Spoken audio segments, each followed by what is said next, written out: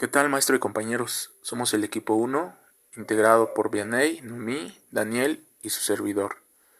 Hoy les hablaremos del tema liberalismo social o neoliberalismo. Comenzaré hablándoles del deterioro político del Estado.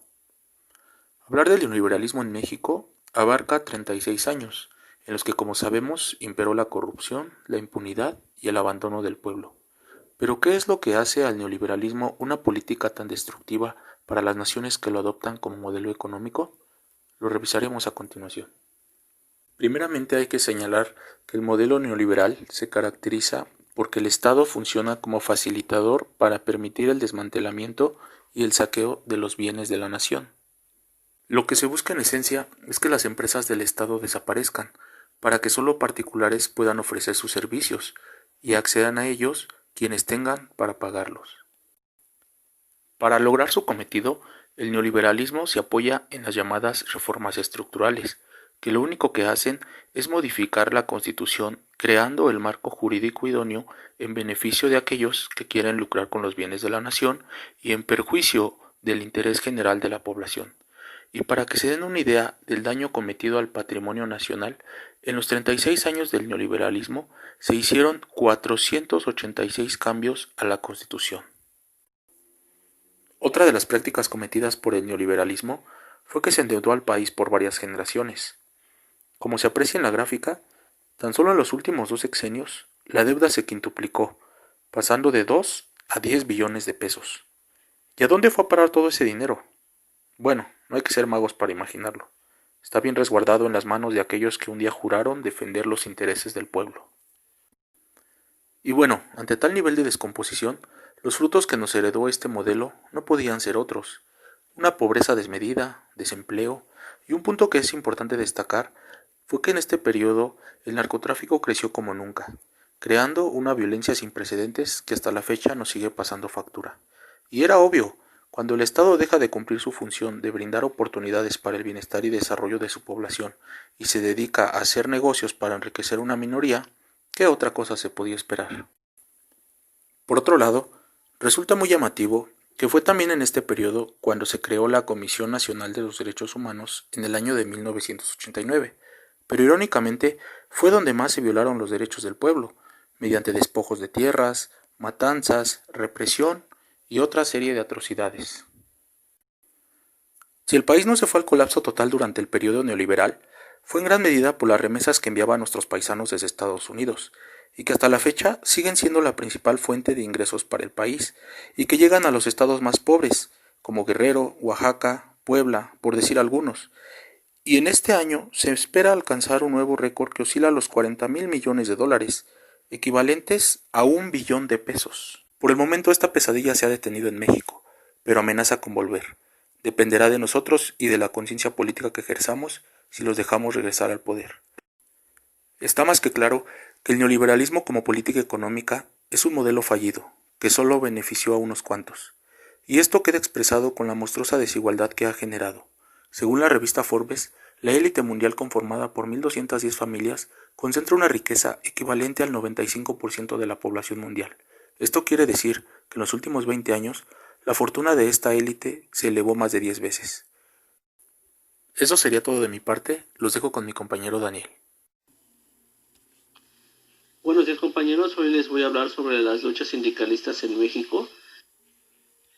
Si las cosas para los sindicatos habían estado mal durante el sexenio de Miguel de la Madrid, cuando llegó Carlos Salinas de Gortari el panorama empeoró, ya que en ese sexenio entró lo que fue el plan de desarrollo y hubieron despidos masivos, cierres de empresas, requisas, negación de huelgas, pérdida del poder adquisitivo de los salarios, etcétera, aunado a que se les restó poder político y perdieron representatividad. Con respecto al magisterio, en 1989 se gestó una lucha en ese sector en la búsqueda de destituir al cacique Carlos Jonguitut Barrios.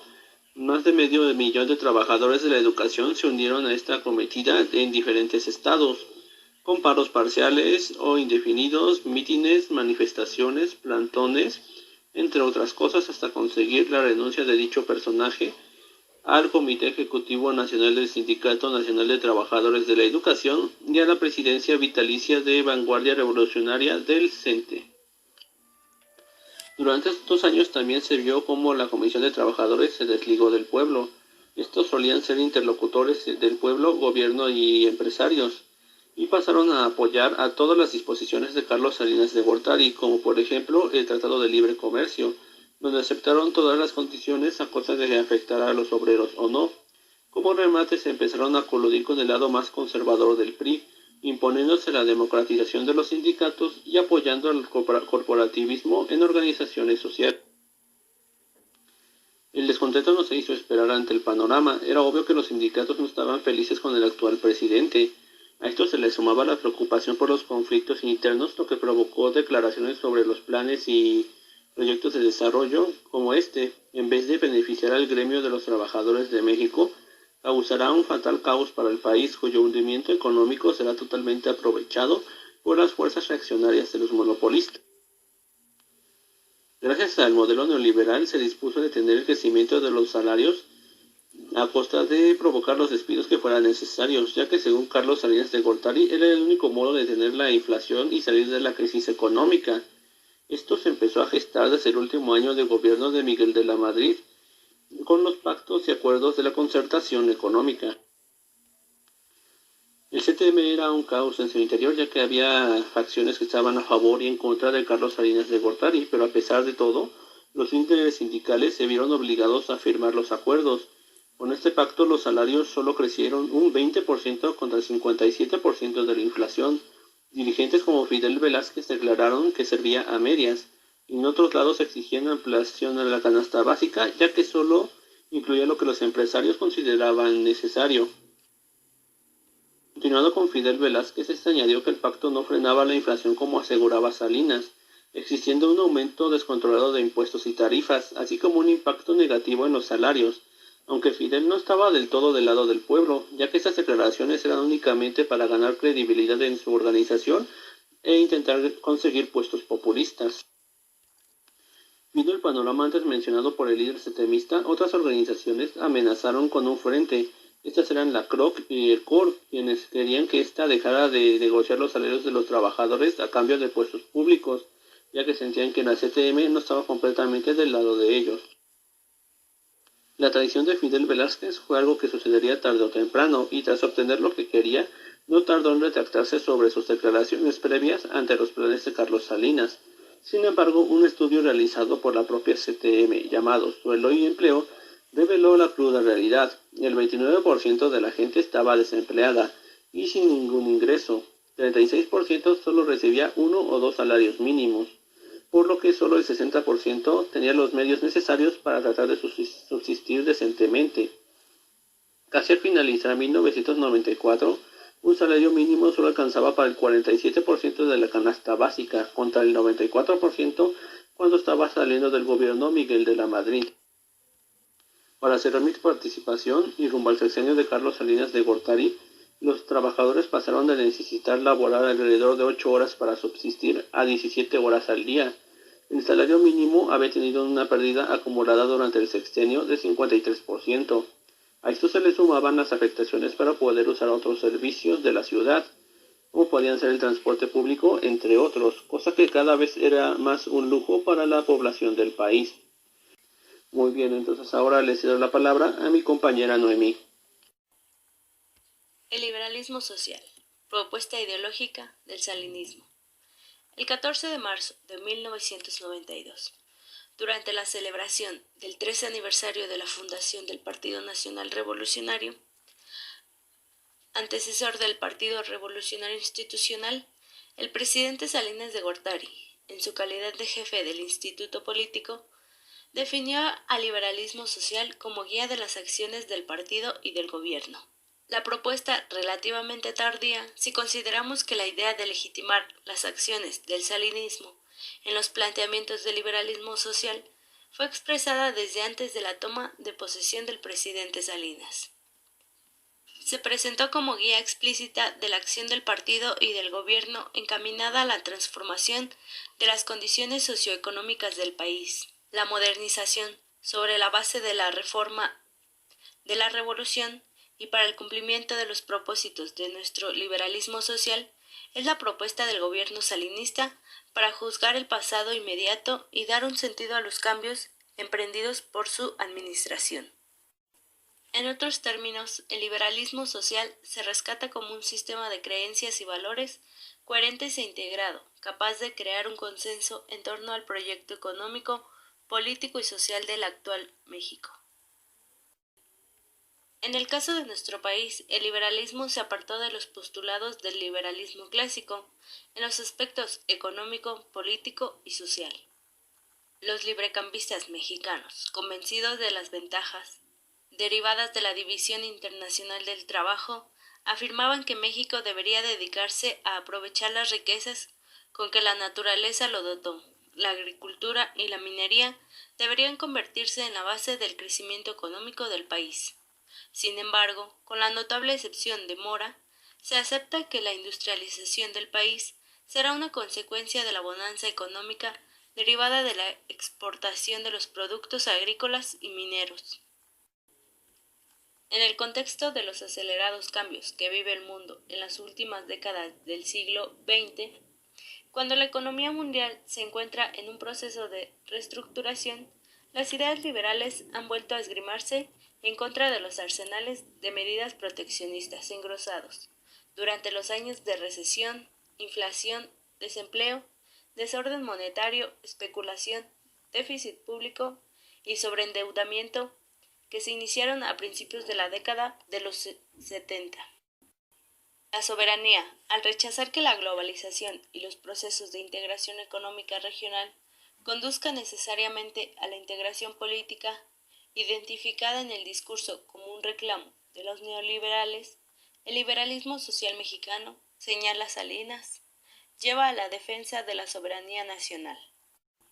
El Estado, en oposición al Estado mínimo que plantean las tesis neoliberales y al Estado propietario que caracterizó las décadas de los 70 y 80, se propone un Estado solidario, es decir, comprometido con la justicia social, un Estado promotor, regulador, orientado a satisfacer las necesidades básicas de los mexicanos, respetuoso de los derechos laborales. Y una novedad en el discurso oficial de México, protector del medio ambiente. En síntesis, un Estado que aliente la iniciativa, pero que tenga la capacidad para regular con firmeza las actividades económicas. De allí que identificar al liberalismo social como fuente de las acciones del gobierno conduce a aceptar como preocupaciones centrales los problemas del campo y de los indígenas, la elevación de la educación y la calidad de vida de la mayoría de la población, es decir, las deudas del grupo político que ha detenido el poder ininterrumpidamente desde hace más de 73 años. Sin embargo, a pesar de que la propuesta de la reforma a la revolución es el aspecto sustantivo del discurso, el tono del documento polémico y no autocrático puso el acento en otros elementos sobre los cuales ha recaído la atención. El discurso pronunciado en el aniversario del PRI sirvió al presidente Salinas para tomar distancia de las visiones neoliberales y presentar una lectura propia de la realidad del país, sus carencias y de las posibles soluciones. Al mismo tiempo sirvió para descalificar las críticas de sus opositores políticos que, según él, se aferraban a las visiones del pasado sin entender los cambios que vive el mundo. A continuación, le cedo la palabra a mi compañera Vianney. Bueno, yo les voy a hablar sobre la emergencia de la sociedad civil. Antes que nada, el concepto de sociedad civil presenta una larga historia que se remonta a los griegos y romanos. En tiempos modernos fue retomado por Hegel e incorporado a la discusión teórica contemporánea. A efectos prácticos se le asimiló con las asociaciones no lucrativas o de tercer sector en la acepción británica, constituido por grupos organizados en función de una tarea común.